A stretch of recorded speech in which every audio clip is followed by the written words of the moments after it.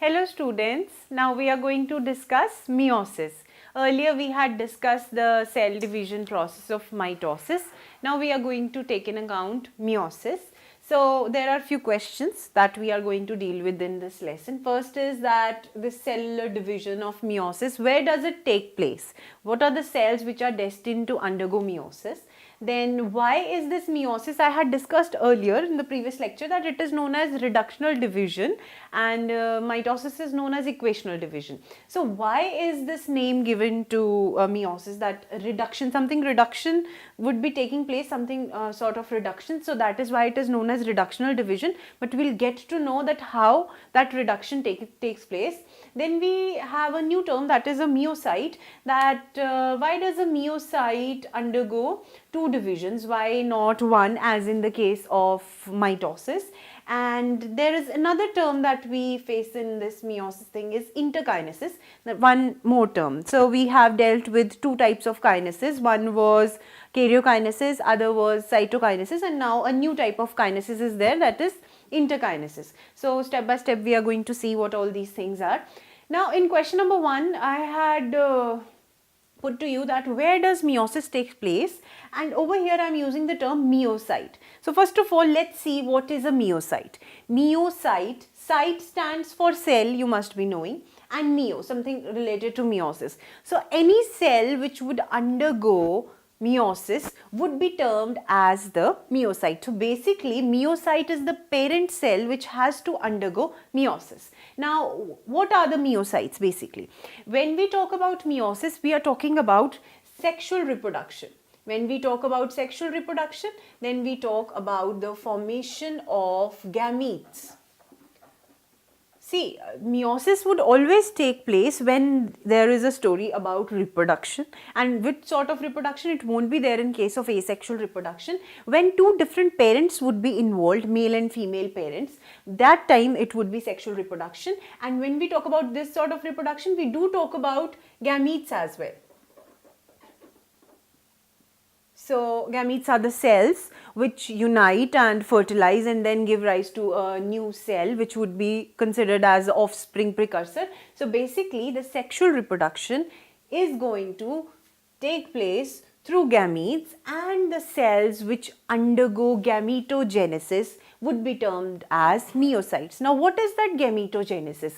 Gametogenesis is nothing else but meiosis. Two successive divisions which take place inside a cell and reduce its chromosome number to half. Now there is another thing that comes to your mind is reduce the chromosome number to half. So somehow I am reaching this term as well by using the sentence that the chromosome number is getting reduced to half. I am pointing towards the reductional property of this division. Now why do we need to reduce the chromosome number to half? The simple reason is that we need to maintain the ploidy level. So this is the purpose, basic purpose of meiosis. Along with this, there are other significant methods and procedures which are required for sexual reproduction and bringing in the variation in organisms that we see in sexually reproduced offsprings. Now let us see what meiosis is all about. Meiosis is all about, it is reductional division. There would be two successive divisions. One would be meiosis 1 followed by meiosis 2. Here I would deal with the last question which asks that what is interkinesis.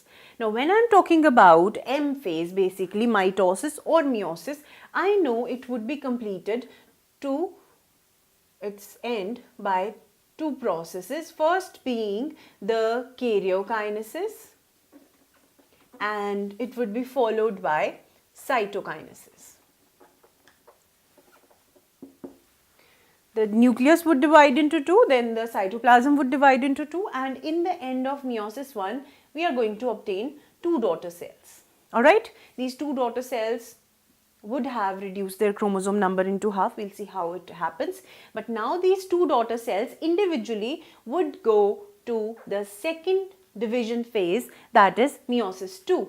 Then each cell would act as a parent cell for meiosis 2. These would further divide by the process of karyokinesis and cytokinesis into two daughter cells, and we will have 4 daughter cells as a result of meiosis 2.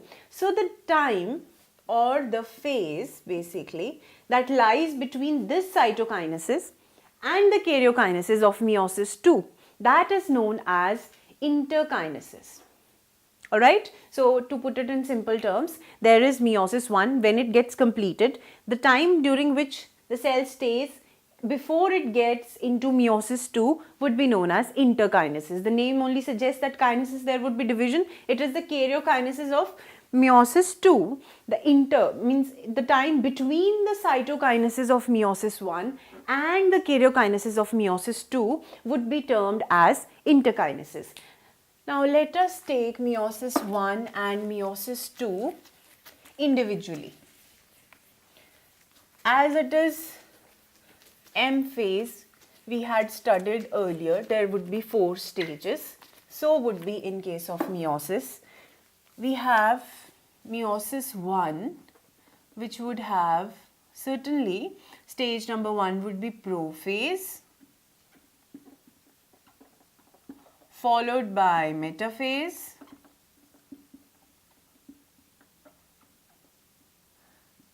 third one is anaphase. I am talking about karyokinesis over here, that means nuclear division has to take place, and fourth is telophase. And because it is meiosis 1, so we put prophase 1, prophase, anaphase, metaphase and telophase 1 over here. So we get an idea that the division that we are talking about belongs to meiosis 1. Same is with meiosis 2, but over here what we need to learn is that prophase 1 is the most extensively active stage. Alright, this prophase 1, in this prophase 1, there are many things which are happening, many important biological phenomena like crossing over. We'll get to this, what it is, crossing over, recombination. These two things are very important when we talk about sexual reproduction, because these two things are going to lead to an important evolutionary phenomena that is known as variation development. You might not resemble your parents completely. There is a chance that two brown-eyed parents can give birth to a blue-eyed offspring. So all this occurs because recombination and crossing over has taken place during prophase 1 of meiosis. Now what is this prophase? Try to recall your knowledge of prophase, metaphase, anaphase and telophase from mitosis. We had simple division that in prophase the chromosomal content would condense, it would get detached from the nuclear membrane would dissolve. In metaphase there was formation of metaphasic plate. In anaphase there was separation of the centromere. Basically the centromere split and the sister chromatids got separated and they moved towards the poles, and in last it was reverse of prophase. This was what mitosis was all about. Meiosis would also be done in these 4 stages only, but the only difference that you need to remember is, please cram it by heart, it is homologous chromosomes which would come into scene in this particular division. Now you know, when I am talking about meiosis, in this case or wherever you would study cell division, basically to understand the cellular reproduction, you would take into account a diploid organism. A diploid organism is defined an organism which has 2 pair of alleles for expression of a specific character, and you know that alleles are present on chromosomes, so we have homologous chromosomes. I would define it in a simple way. Supposedly this is the chromosome and there is this part which is responsible for expression of X character. Consider it as X character. A similar chromosome would be present which would be exactly similar to this and would have a different allele for the same expression, that is X, in a diploid organism. So these chromosomes are homologous, that means the alleles happen to be located at same locus in those chromosomes. Don't confuse it with sister chromatids. Sister chromatid would be after S phase, exactly similar material would be formed so that the newly formed cell gets the same.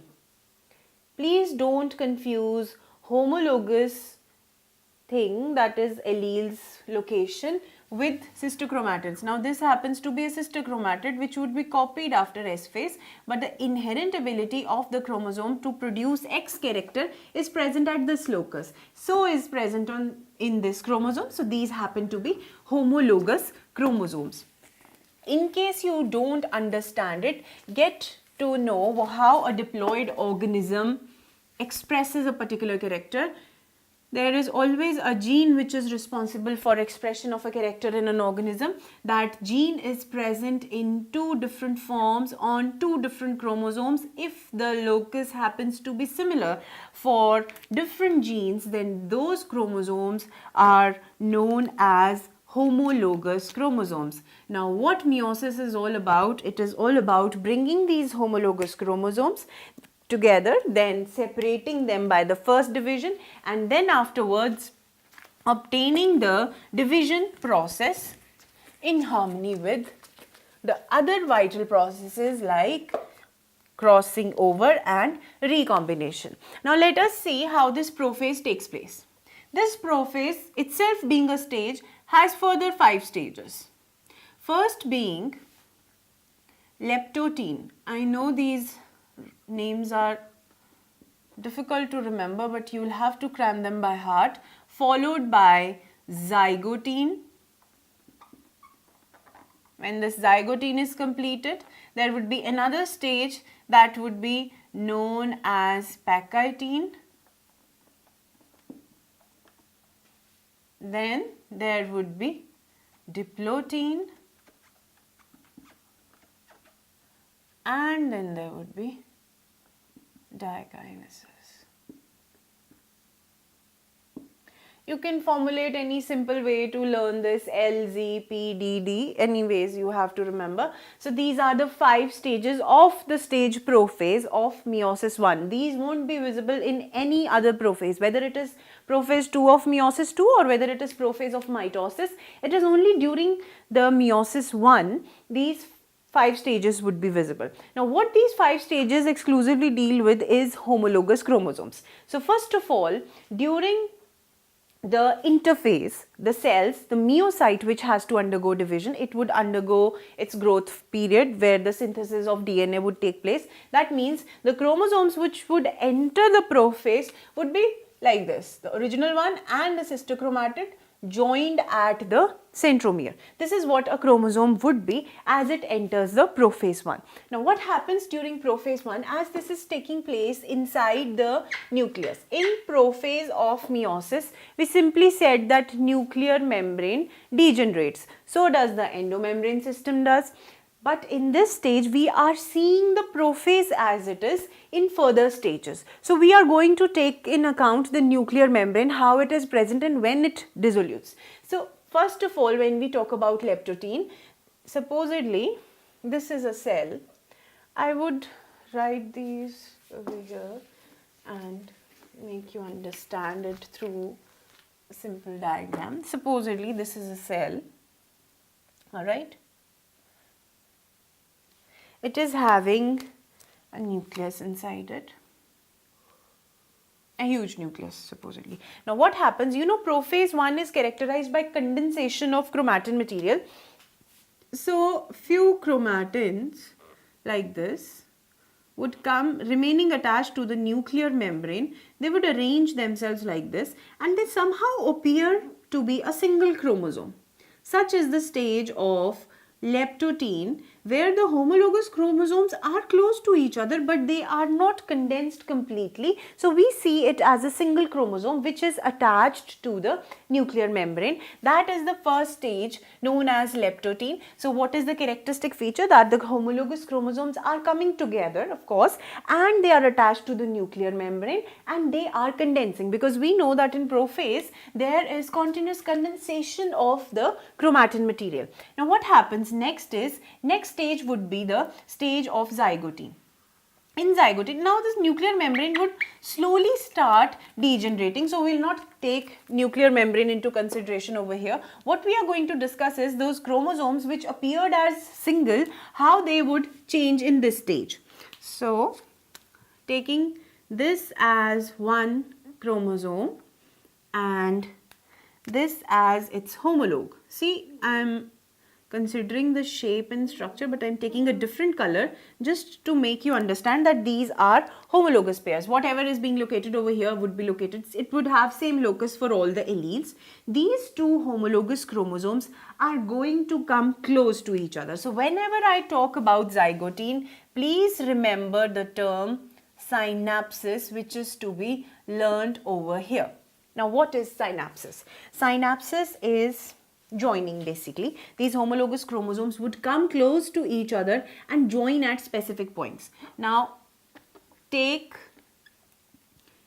this as synaptonemal complex, which results in synapses.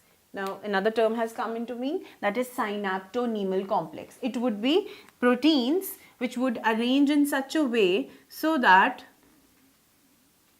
the non-sister chromatids of homologous chromosome come close to each other and join like this. Alright, this blue part, if it is visible to you, this is a synapse as we call it. This is the joining part where the homologous chromosomes have joined to each other. And what are these? These are non-sister chromatids. Sister chromatid is this. If this and this is the copy, this would be the sister chromatid. These two are the sister chromatids. And because these two chromatids belong to different chromosomes of a homologous pair, these are non-sister chromatids which are interacting at a synaptonemal complex on the homologous pair. Now if we see it under microscope, how it would look. You know, chromosome is basically chromatin material. This is one sister chromatid which is condensed like this, and this is the other one, another sister chromatin. So how would be a synaptonemal complex present between? Of course it would have like this. I am just telling you to make you understand that how does synapse form. There are lateral elements present to its side. There would be many places where this synaptonemal complex would be formed. The lateral elements join to the chromatin material, and there is central part. This particular thing is known as synaptonemal complex. Please pay attention. There are lateral elements which are attached to the chromatin material of the sister chromatids, and in between there is synaptonemal complex which joins the two sister chromatids. This synaptonemal complex, such synaptonemal complexes would be present all over the non-sister chromatids of the homologous chromosome, which would bind them. Now what happens next is that when this synaptonemal complex is being formed, they join to each other, and this is the characteristic feature. Now we are going to, the cell is going to transit to this Pachytene stage. Thank you.